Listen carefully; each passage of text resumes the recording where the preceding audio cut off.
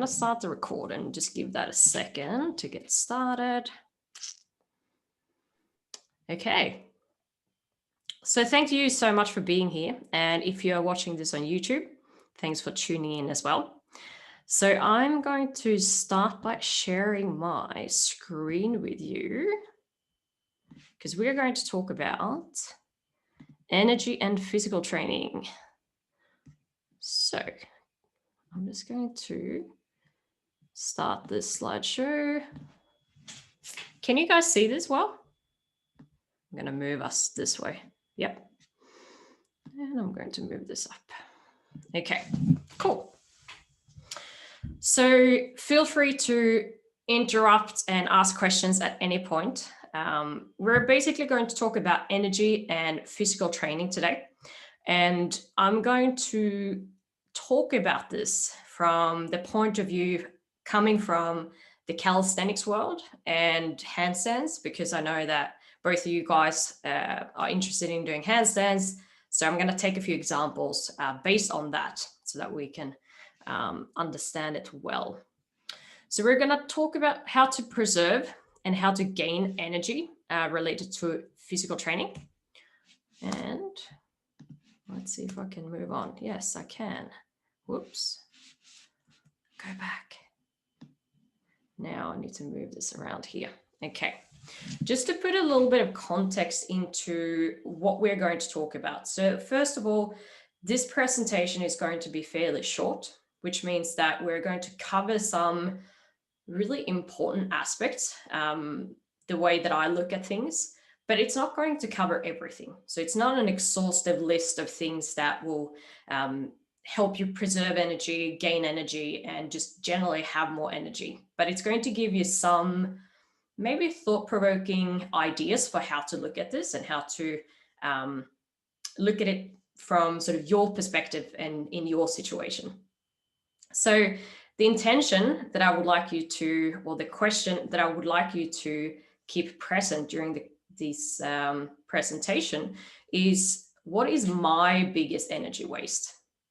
So in what situation do you sort of leak energy? Where are you wasting energy? And then we're going to have a look at low energy in relation to training, but also recovery strategies. So we're going to have a look at a bit of both. So you can see, I don't know if you can see this. Can you see my face here? Yeah. I just came down from a hard handstand and I was doing like really hard work up there to actually try and stay up there. So some of the biggest energy wasters that we can have is that we train too much, that we simply just we do too much for the resources that we have personally. And we're going to dig a little bit deeper into that in a second. Another thing is that we basically train too hard when we are training. We're going to get into that as well. And then that we don't really have sufficient recovery strategies in place. And the 4 things that I'm going to dig a little bit into in this presentation is going to be breathing, sleeping, stress management in regards to, I'm going to focus this a lot on rumination and dwelling on situations that have happened in the past or things that might happen in the future that we tend to sort of dwell on. And the 4th thing is food. I'm not going to go deep into the food aspect, but I'm still going to mention a couple of things that I think are important and stuff that you can basically take away and apply straight away. And then one thing I want to get across a little bit in this presentation is that I feel like the humankind has been getting extremely good at wasting energy on things that do not matter in the long run. And so that is an important thing to bring up, I think. And we're going to dig deeper into that as we go along. So if we start by having a look at the training aspect of this. So we might basically train too much or we might train too hard. So basically we are doing too much, so too many repetitions, too many sets, too high frequency, that sort of thing. Or we might just train too hard in one session or during the week or whatever it is. So that's what we're going to talk about now. And just to set a bit of like what's okay and what's not okay. Firstly, I am talking about this from a standpoint of health, but also performance, because they're very, very linked, right? It's sort of like it's okay to feel tired after a session and at the end of a a 6 week phase, for example. But it's not really okay from where I'm sitting anyway, and from the way that I'm viewed this. It's not okay to feel exhausted and unable to do life. So if you're unable to whatever it is, I can't be bothered going to the shop. I'm just going to have, whatever is in the cupboard, which is not maybe as nourishing as you would like to feed your body. Whether that is saying no to social stuff because you're like, nah, I'm too tired, I'm just gonna, lay on the couch and watch Netflix, that type of thing. That is not going to do you any benefits in the long run. So if we're going to have a look at training too much to start with, so this could be in any one session. It could be the weekly volume. It could be longer term. So it could be obviously during a phase of training. And I know that when we spoke about this in our Facebook group, I think both of you from memory said something like, on this day of the week, I feel pretty tired, or this month of the year, I feel pretty tired. And that could be something to pay attention to see whether there is something that you are doing leading up to that point in the year or in the week where you just gone a little bit too hard or too much in certain regard. And this obviously goes well beyond training. So it could have something to do with work and, whatnot as well. There's a lot of factors that goes into it. But one thing in terms of training too much is to have some parameters to sort of work from.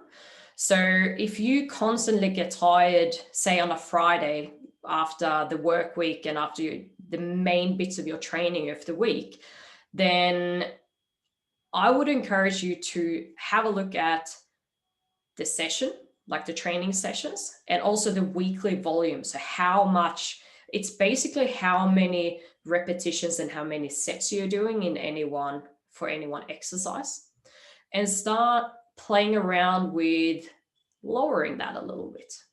It sounds really simple, but for whatever reason, sometimes we don't even think about this. Or sometimes there's resistance of like cutting it down or whatever it is. So what I normally do when I do a handstand session, for example, is I have a minimum amount. When I start a new phase, I have a minimum amount of volume that I would like to hit.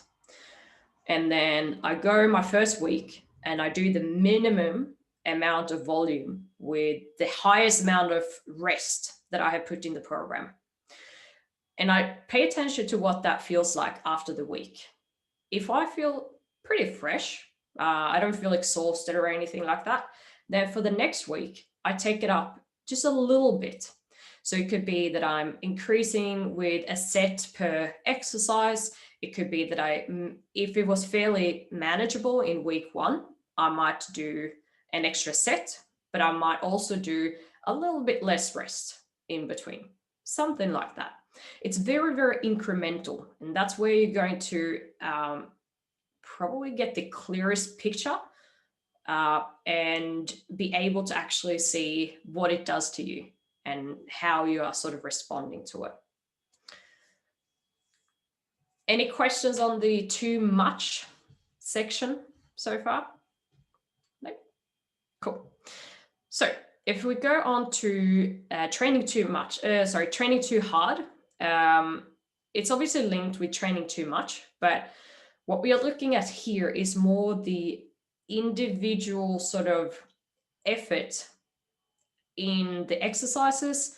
We are going to talk about moving and not moving beyond your current capacity or the current resources that you have. So again, if we're talking about handstands, this is very, very difficult because it's not like, doing a deadlift and you're just like, okay, I have 20 kilos on the bar and I'm going to do 10 repetitions and I'm going to make sure that I have 2 reps in the tank when I do those, when I've finished my set. So I'm probably going to end up being around 10 repetitions also. That's one way you can do it with strength training, but with handstands, it's very difficult because what we're wanting to do is as soon as we kick up into a handstand, we want to try and fight for that balance. And it is partly the fighting for the balance that is going to teach the body how to save itself, how to continue staying in balance, etc. So what I normally have a look at when it comes to handstands and for making sure that I'm not going to absolute failure is if I'm doing a kick up exercise, I normally look at and trying as best as I can to stay present to pay attention to this. When I kick up and I am fighting for my balance, if I reach a point where I'm like past the point of saving this, then I am switching as soon as I can and I just come down. Because as soon as you reach that point, you're basically going to fall anyway. And so there's no point in giving that little extra. But until that point, you do need to fight for it. So this can be very, very tricky to figure out in the beginning.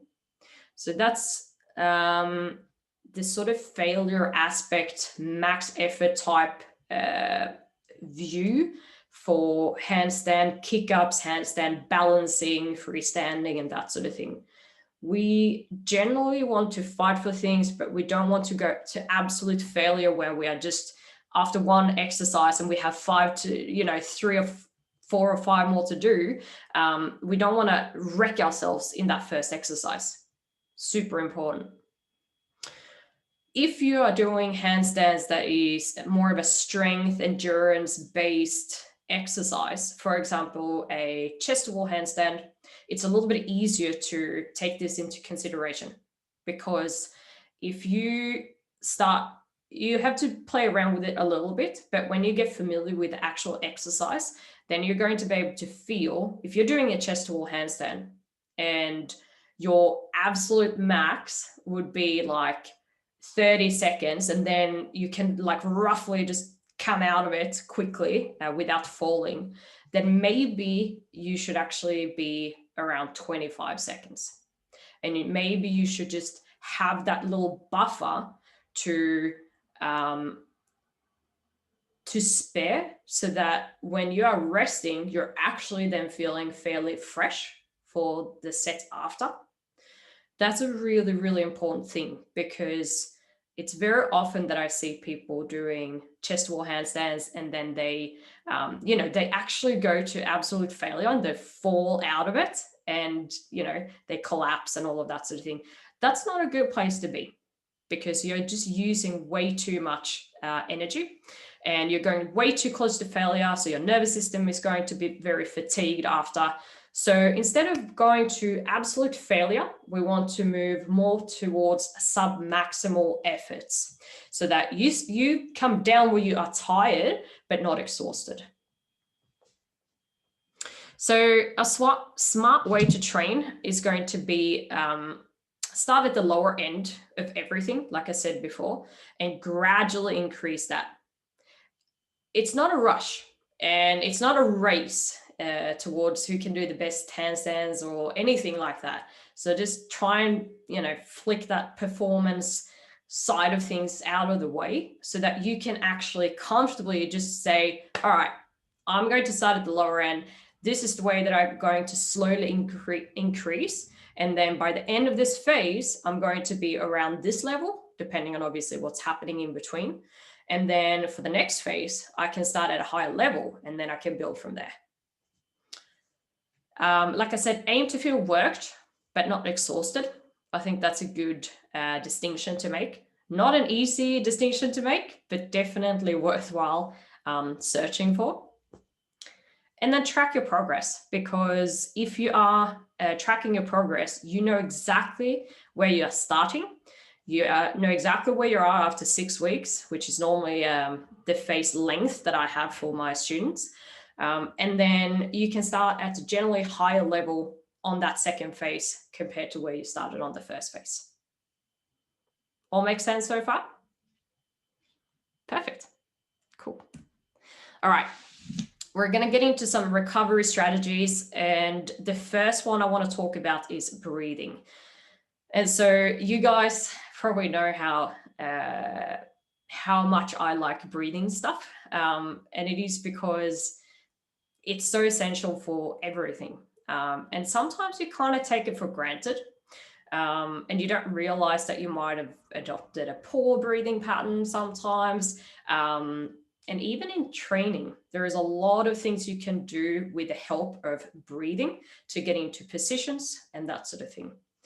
As a recovery strategy, I would recommend that someone who has not paid attention to the breathing so much before, and even if you have, just take a moment to actually assess where you're at with your breathing. So it can be as easy as just sitting down on a chair, feet on the ground, just, roll the shoulders back, relax. You could close your eyes if you want to, and you just start paying attention to what is going on here. So it could be things like, am I breathing through my nose or my mouth? Am I breathing into my chest, my back, my belly, or any other point? Am I sort of collapsing? How am I sitting? Am I sitting very upright? That sort of thing. Generally, for calming the nervous system down and tapping into the parasympathetic nervous system, which is our rest and digest system, so that we can recover really well, we want to favor nasal breathing as much as that is possible. We want to also favor longer exhales, and we want to sit in a position where the spine is kind of in neutral, because if the rib cage is more in a neutral position rather than being, sitting with a flared rib cage or sitting very hunched, then being in that more neutral or midpoint position is going to allow the rib cage to actually expand when you are breathing in, and then contract when you are exhaling, so breathing out. So that's a few tips on the breathing part, and that's going to really help with recovery long term. Sleeping.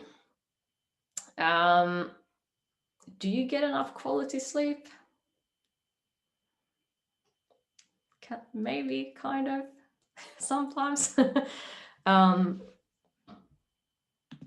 Yeah, so the sleep bit, just a few points on that. Sleep hygiene is really important. So keeping it dark, keeping it quiet, and keeping it cool. Those 3 things are really important for a lot of us. And aiming for 7 to 9 hours per night is a good number to sort of aim for. And obviously that's a bit of a span, but that's if you're getting 7 to 9, I think that recovery is going to be pretty good on that end of things, or that side of things. Stress. So this is a big one. Obviously we get mental and emotional stressors affecting us all the time. So it could be things like working a stressful job with deadlines. It could be having kids. It could be stressful events, that is related to one thing or another in life. And I think that it is a good idea to pay attention to these things, because we tend to ruminate on the past and the future a lot. And I find that for myself, especially, that's obviously kind of the only person I can really draw some conclusions around this from. I feel like it's the biggest waste of energy that I am doing currently. So for me, taking a time to just like go through the emotions, go through the events, and then just try and resolve them as quickly as possible. Taking time to just sit with them. It could be different strategies that you are using for actually stop the chatterbox up here to just run away with, your energy, more or less. So I'm going to leave this one a little bit open, because this is going to depend on a lot of different aspects. But I want to mention it because I feel like it's such a massive one. And I know that it is affecting a lot of people going into training, for example, when they are having so much emotional and mental things happening. They don't even have the proper energy to actually put towards the physical training. So there's a bit of a, circle around all of these things, but I'm going to probably stop there and just leave that one for a bit of thought. In terms of food, one of the biggest things I've found is eating what agrees with you. So the type of diet or cuisine that you eat probably doesn't matter so much, but rather making sure that you are not getting irritated for whatever reason, getting symptoms of like, hay fever or gut issues or, those types of things from the food that you're eating. And it sounds like super obvious, but sometimes it can be really, really tricky to actually figure out what kinds of foods are good for your body and the body that the body agrees with versus stuff that it doesn't agree with so much. Generally, I find that I recommend eating enough food and enough protein, especially for a lot of people. There is definitely people that overeat and need to eat a bit less, but there is also that kind who need to eat a little bit more, and especially a bit more protein, I find. The last thing I want to mention on the food side is consider a higher carbohydrate intake. And I know Caroline and I, we experimented with this quite a lot and with great success. And I've done that for myself too. And it's an interesting thing, especially if you haven't had so much carbohydrates in your diet before, then that is definitely something to experiment with, I think. All right, I'm going to wrap this presentation up by saying a couple of things.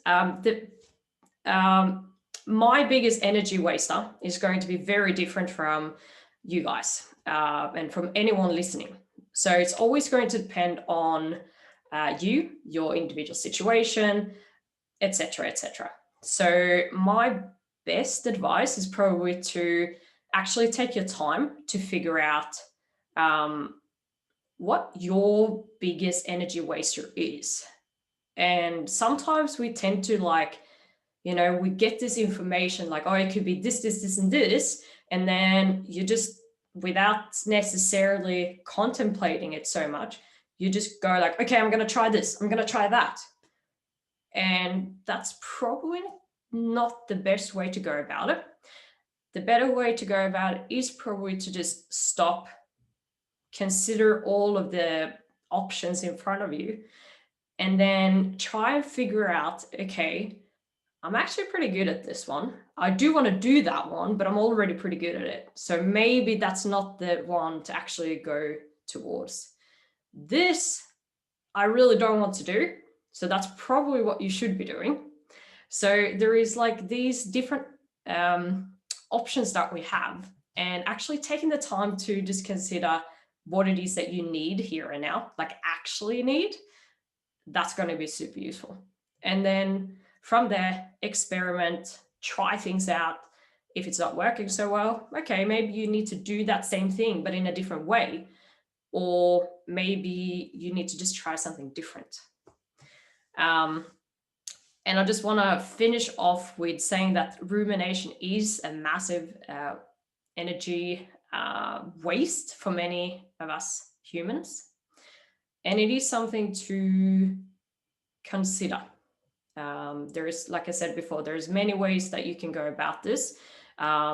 Meditation, breathing, different strategies. But I think that if you recognize that you do ruminate and you have a chatterbox up here like I tend to have, then it's definitely something to pay attention to. Yeah. So I am aware that Zoom is saying that we have 3 minutes left to go on this call. So what I'm going to do is I'm going to invite you to come back in so we have a little bit more time for questions, if that's okay with you guys. Yep. So I'm going to stop the recording here and then I'm going to ask you to log back in. I'll see you in a second.